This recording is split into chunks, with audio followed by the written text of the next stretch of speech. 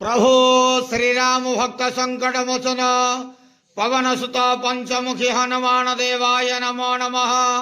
दीपं यदि परम ब्रह्म दीपं यदि जनार्दन दीप हरतु मे पापो पूजा दीप नमस्तुते। प्रभु पंचमुखी हनुमान देवाय नमो नमः।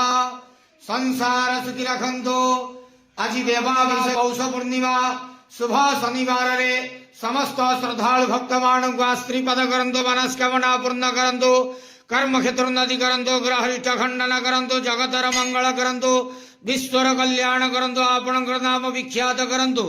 प्रभु पंचमुखी हनुमान देवाय नमो नमः।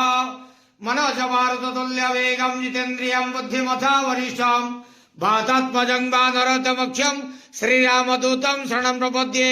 संसार सुखी रखंत आनंद गवार हरि बोलो। आज देवाभिषेक पूर्णिमा पौष पूर्णिमा शुभ शनिवार रे समस्त श्रद्धालु भक्त मान स्त्रीपद करंत आनंद गवार हरि बोलो। प्रभु पंचमुखी हनुमान देवाय नमो नमः।